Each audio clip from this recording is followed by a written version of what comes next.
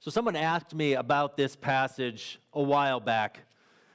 And I remember being asked and thinking, yeah, that's a kind of hard one. And we started this series on our strange Bible, and maybe it's not just our strange Bible, but sometimes our really confusing Bible. Passages that we read and we stop and we think, there's some stories we've looked at that are just strange. You think, wow, that's just really weird. There's other stories or passages you read, and then you read again, and then you read again, and you're still really not sure what exactly is going on. And this is one of those kind of passages. Like I said, I remembered thinking when the person asked me about it that, yeah, that's kind of hard. And then I started studying it this week, and I remembered, yeah, it's really hard.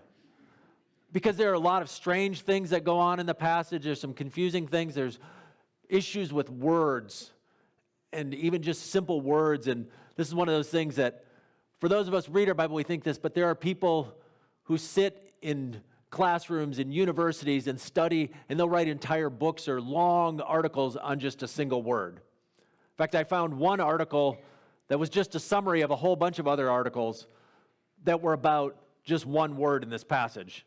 And this one article traced through about 22 different articles and books the history and different interpretations of a single word. So I want to begin looking at this passage with a touch of humility and say, I think I know what's going on here, but I can't say for sure. And I want to say at the end of the day, we may not agree on it exactly. And I'm just saying, this is where I'm at. But I would invite you, if you have questions about it, that we can engage in conversation and say, what's going on here? So let's kind of set the stage, and then we'll jump into the story here. And so we are in the letter of what we know as 1 Corinthians.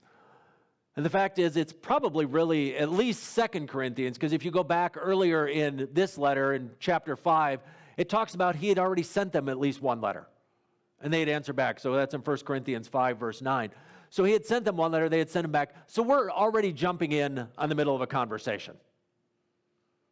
And so it's like reading a chain of emails where some of the conversations have already been deleted. And so he wrote them, he had been in Corinth, had helped start this church. Then he had moved away and he heard about some problems. He had sent them one letter, they had responded to it. And this is at least that response to that first response. There may have been other correspondence. So we're kind of coming in on the middle of a conversation. And here he is speaking to this city of Corinth. And Corinth sits on this tiny little isthmus, this little strip of land that connects the part of northern Greece to southern Greece. And it was a major trade route in the ancient world.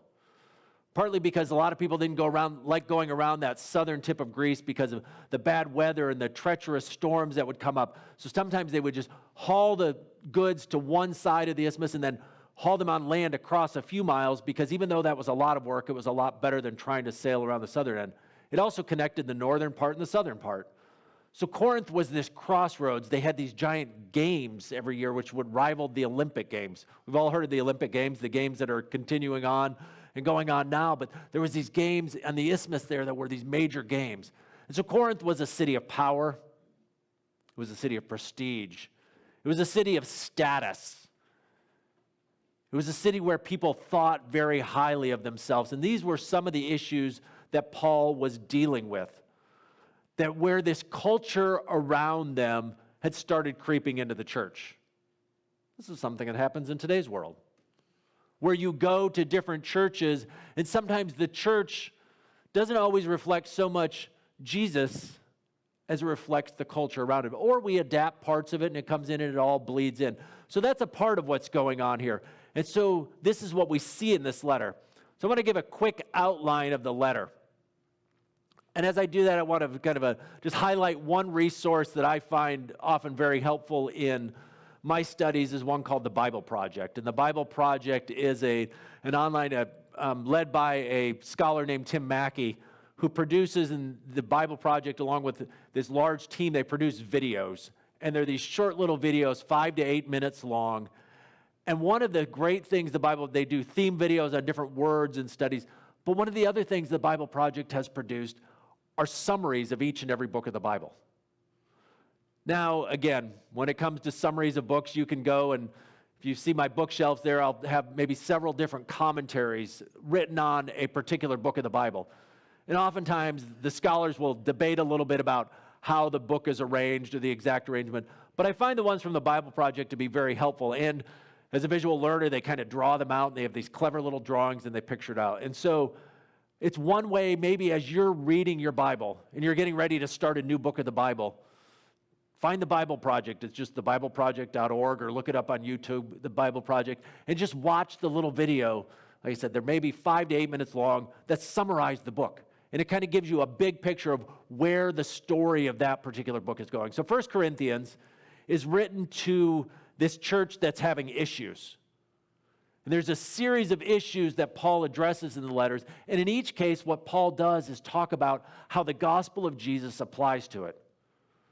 So the book starts off in the first few chapters and talks about there's divisions in the church. And so it talks about how the gospel says we're a community centered on Jesus and not marked by status. And then Paul begins addressing issues of sexuality.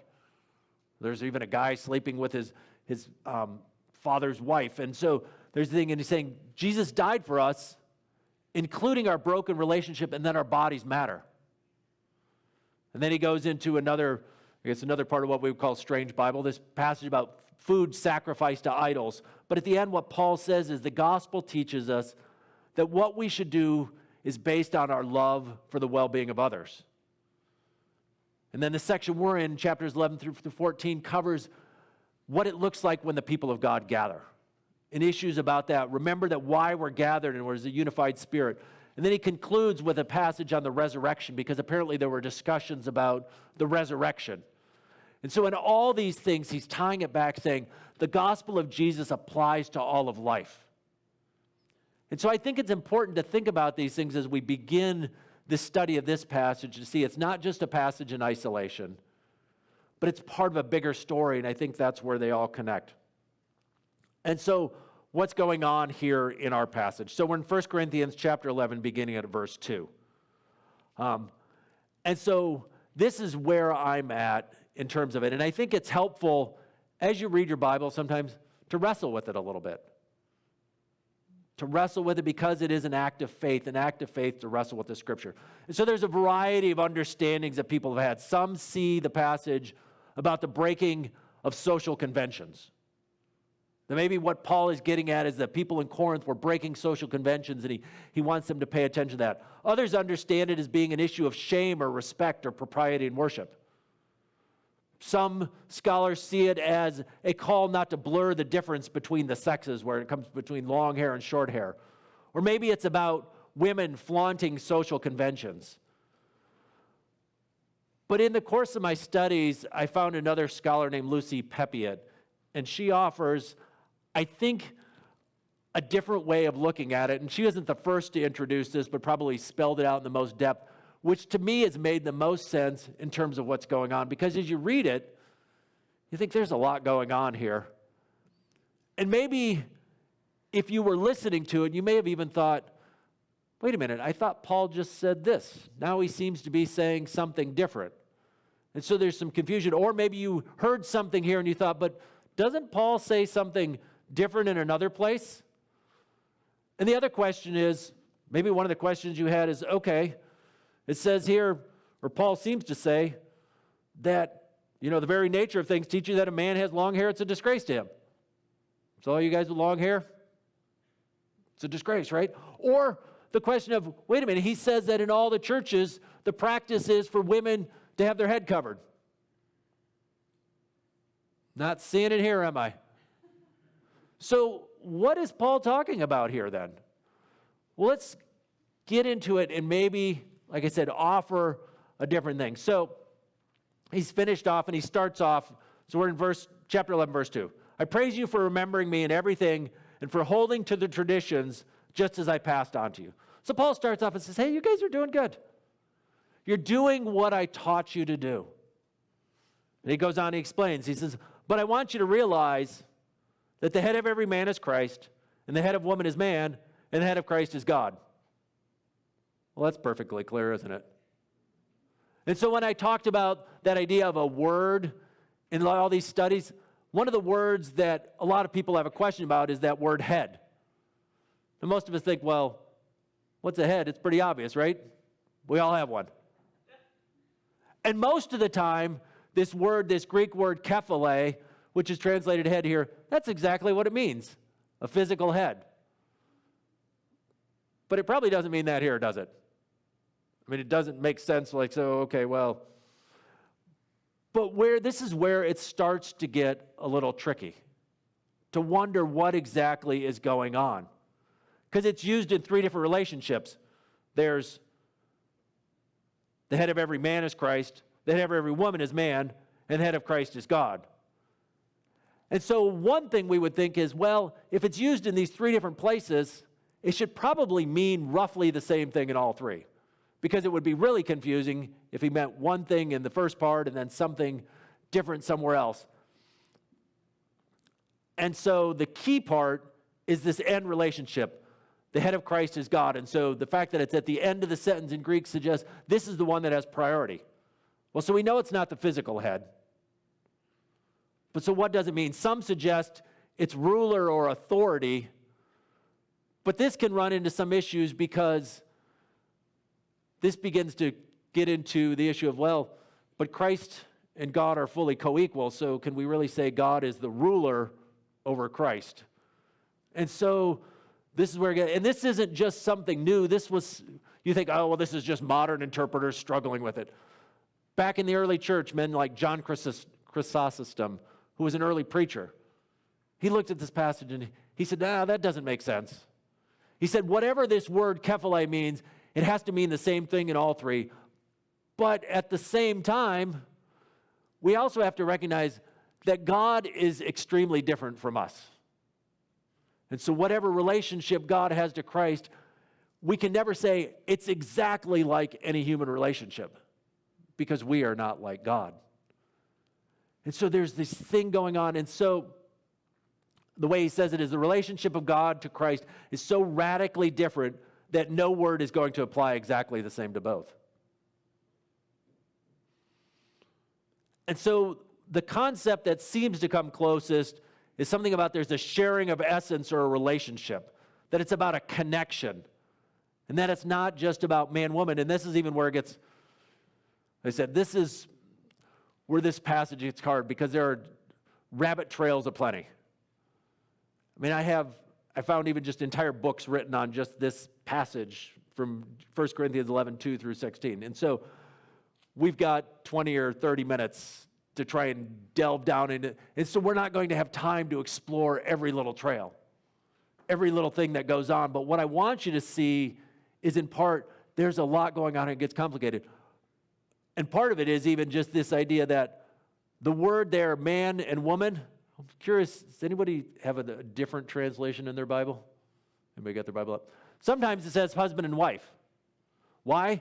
Because in Greek, there was only one word. There was one word could mean either husband or it could mean man. And the same word that means woman could also mean wife. So in certain translations, I'm pretty sure the NRSV does this, is some translations it'll say, well, but it's the husband and the wife, or is it man and woman? It's complicated, isn't it?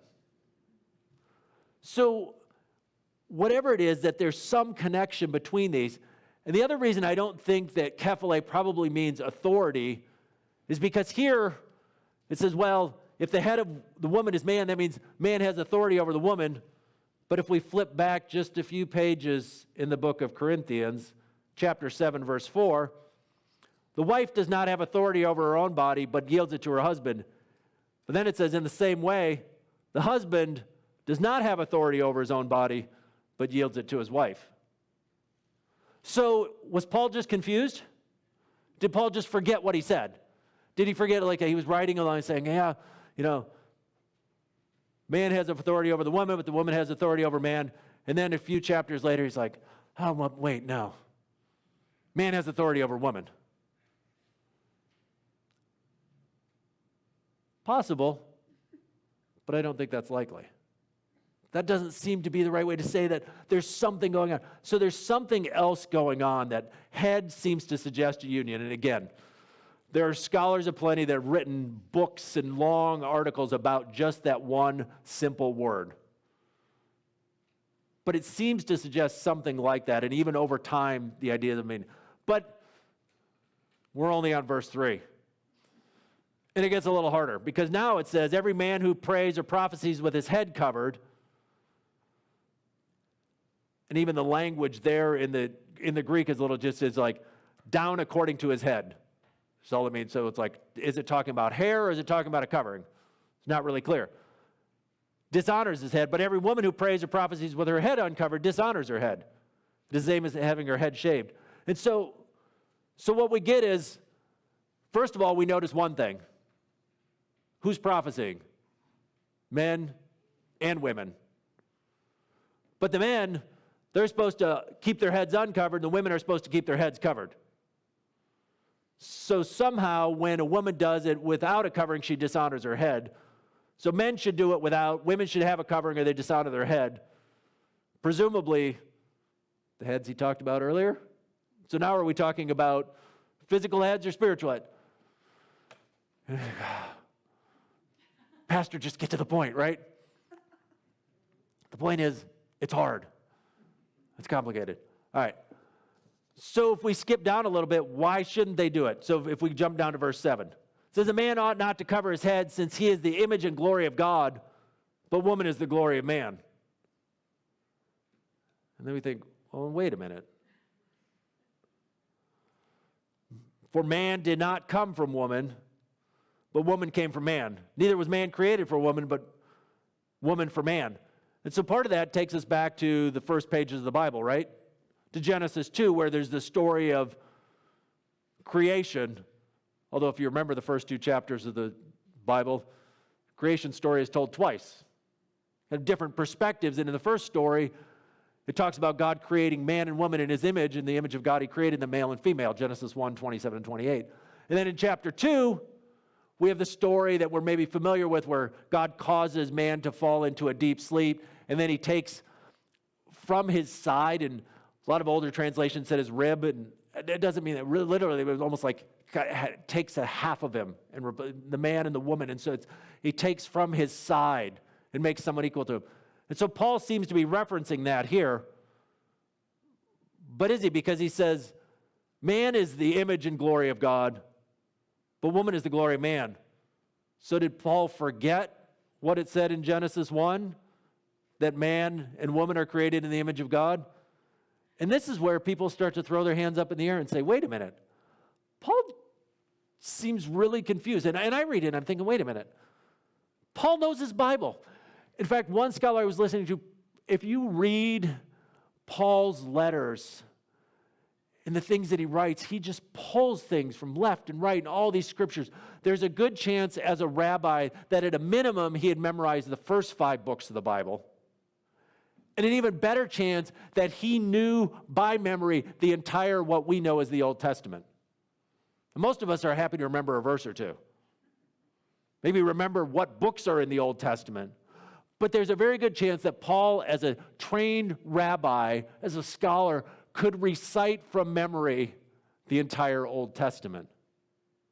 So he just pulled things left and right. So do we think that Paul just forgot what Genesis 1 said? Do we think that he just said, oh, well, no, man's created in the image of God, but woman, she's just the glory of man. So, and this is where I think Lucy Peppiatt, in drawing on some other scholars, comes up with what I think is a valuable suggestion. And what her suggestion is as we're reading this, that what Paul is doing is, remember what we said, that the Corinthians had written him a letter, that he's responding to what they have written. So I want you to imagine an ancient Greek manuscript.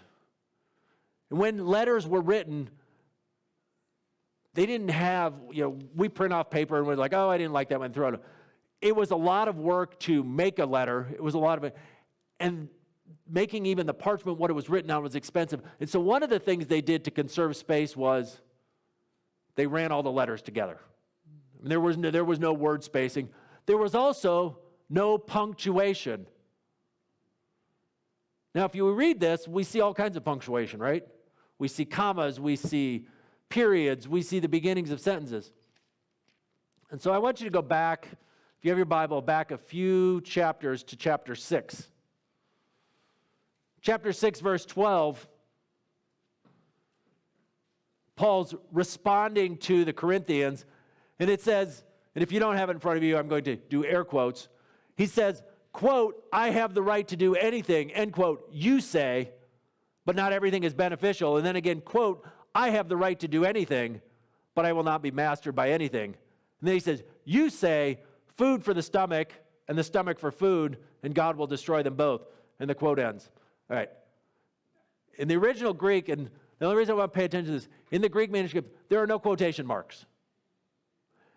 The other thing is, if you were to go and look at it, those words where the NIV here has you say, there aren't any words that say that. There is no corresponding words to what it says you say. So why did the translators put it in there? Were they just making things up? No, they were recognizing that Paul was doing something, that he was quoting back to them some of what they said. And they knew that because what he was saying didn't seem to match up with the rest of his teaching. Because it begins here, it says, I have the right to do anything. Does that sound like Paul? I have the right to do anything? No. And so they're recognizing that something is going on here, that they're using a rhetorical argument. We do the same thing sometimes. If you've ever had a discussion with someone and maybe you're having a conversation or an argument, and they say something to you, sometimes what we do to respond is we kind of say it back to them, right?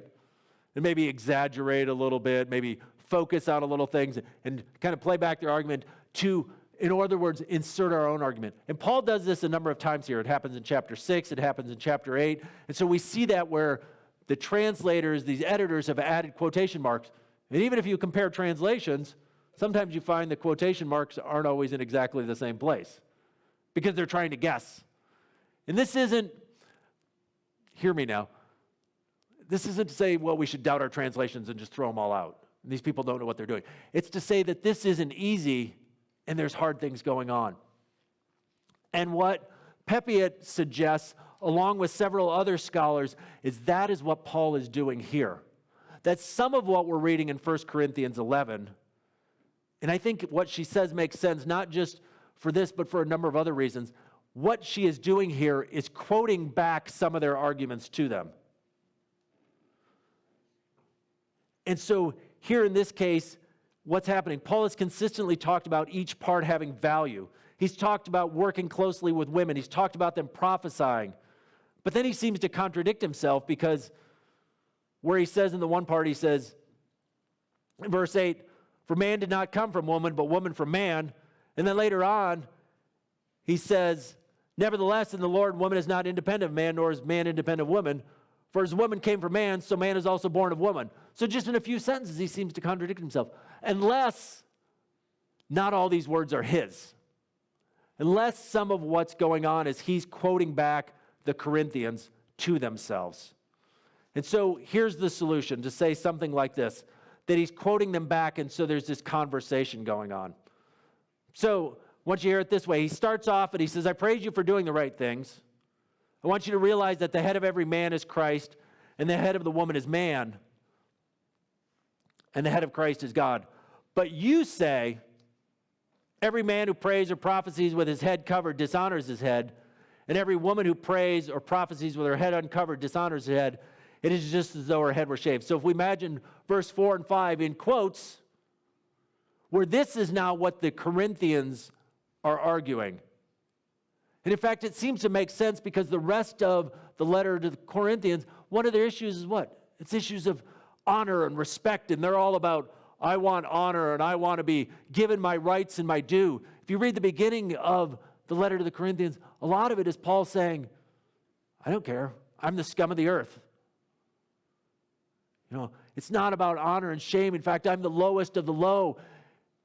One of the key verses in the book of Corinthians is, you know, the gospel is what? Foolishness to the Greeks, and it's a stumbling block where he talks about the challenges of it.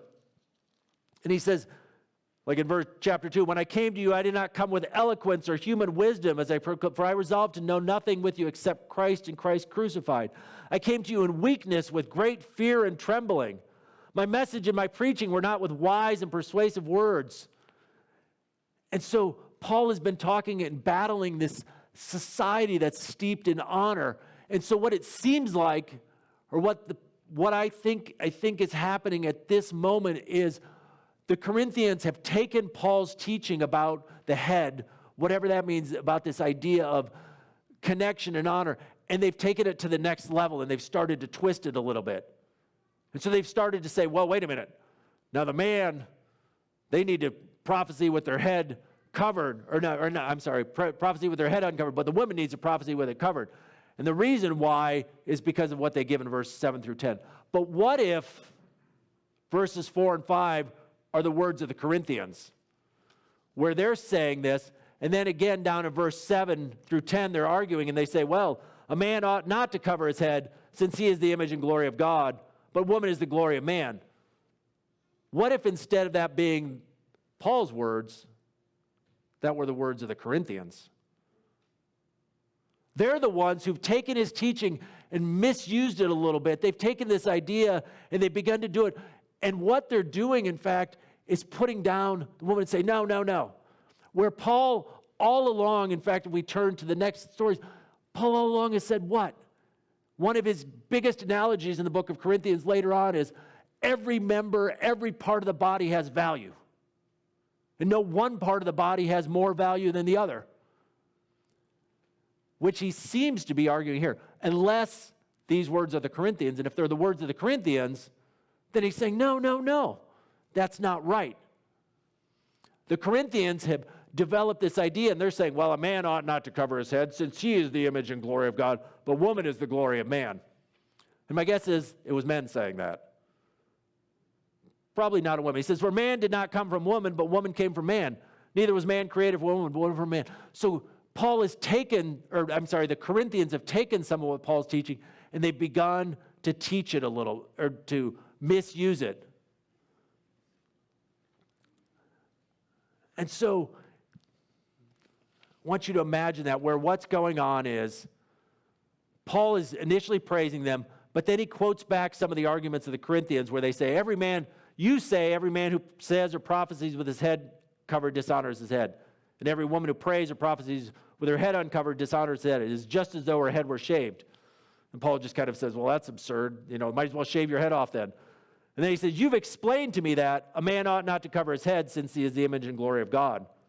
But the woman is the glory of man. For man did not come from woman, but woman from man. Neither was man created for woman, but woman for man.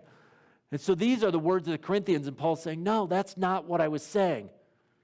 He goes on in verses 11 through 12, and we could translate it, this word, nevertheless, really would be better translated as, what I'm saying to you is that in the Lord, woman is not independent or separate from man, nor is man independent of or separate from a woman. For just as woman came from a man, so also is man born of woman.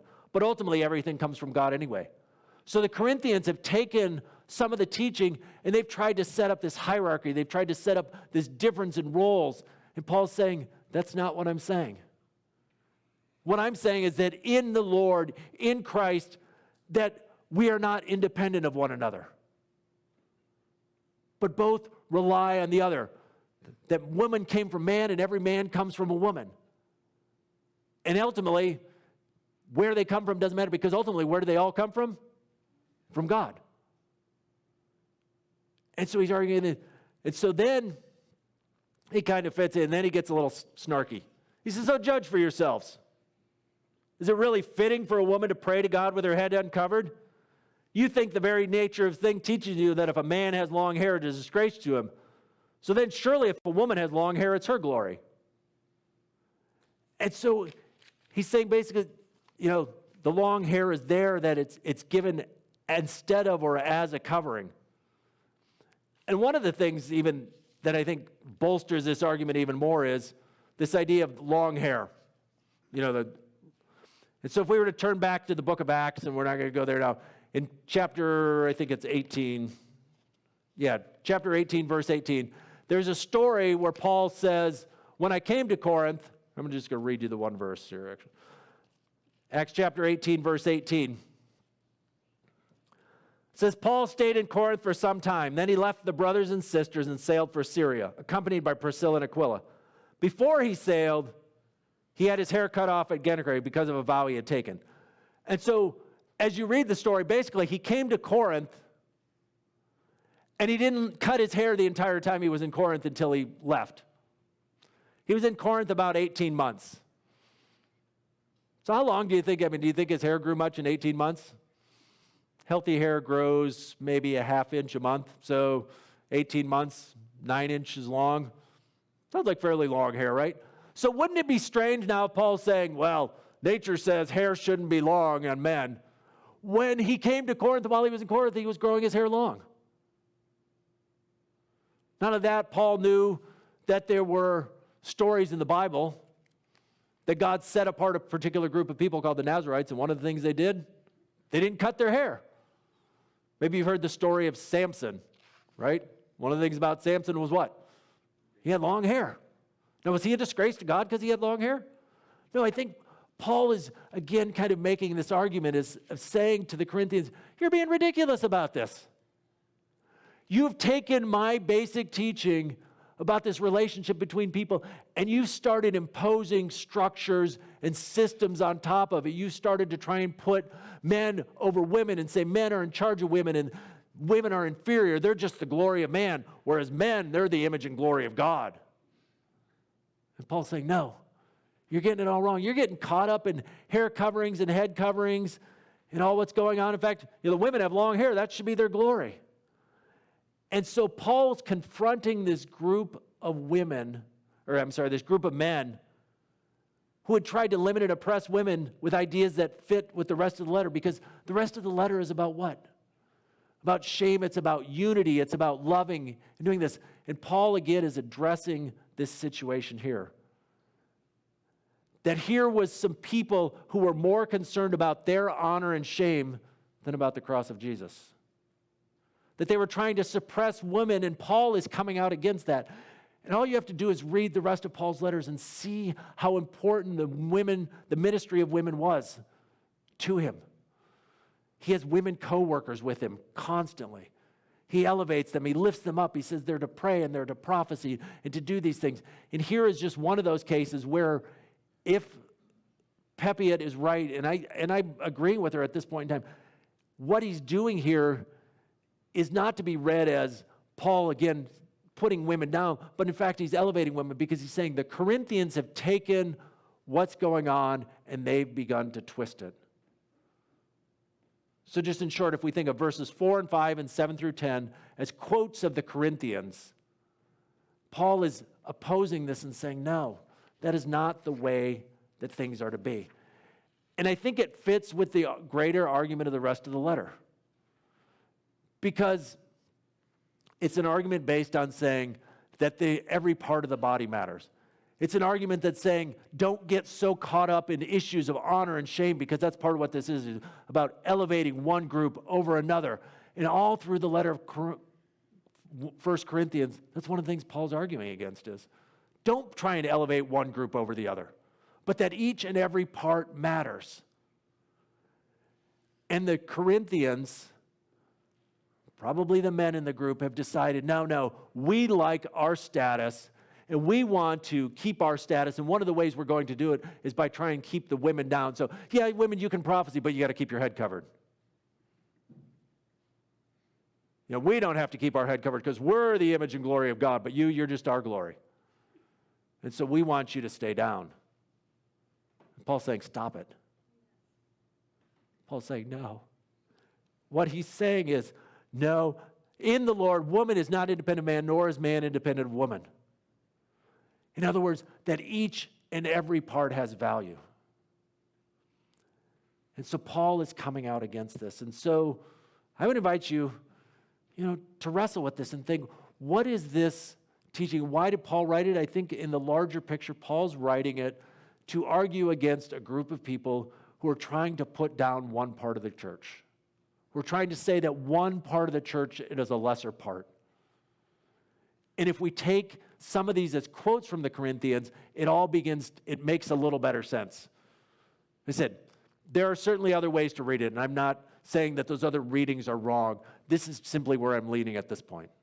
This is how I understand it at this point in time. And that's the way nature's reading Scripture. And I would hope that for each and one of us, and this is kind of the bonus lesson for the day, is, if you haven't changed your mind about anything in 30 or 40 years, you might want to reconsider what you're doing, because I think the nature of things, we have ideas, we think, oh, well, it's obvious what it is. But we all come with culture, we all come with lenses, we all come with things, and we come to our Bible and we think, well, I'm just offering the plain reading of it. The plain reading based on a lot of other things. You come to this and you have an idea of what head means. You have an idea of what Genesis 1 and 2 are talking about. And then maybe you have other ideas from Ephesians chapter 5 and 1 Timothy chapter 2. And you have ideas all put in your head by different pastors and preachers and teachers you've heard over the years. So when you come to the Bible, you are not coming with a blank slate. You are coming with lots and lots of different ideas. And so part of it is to stop and to say, what's influencing what I'm reading, and what is Paul getting at, and what makes the most sense? And I think that's what makes the most sense of this passage, is to say, Paul isn't here trying to put down women, but in fact, he's saying, I need you to stop putting down women. He's not trying to reduce women's place in the church, but in fact, he's trying to say, I want you in the church in Corinth to stop doing that, and instead to honor the women and also honor the men. To recognize that each and every part of the body has value, and no one part has more value than the other. That's what I think Paul is saying at this point. And so may we reflect on that, and may we, as the Church of Jesus, value each and every part. May we honor each and every part of our church, and each and every part of the church of God. Amen.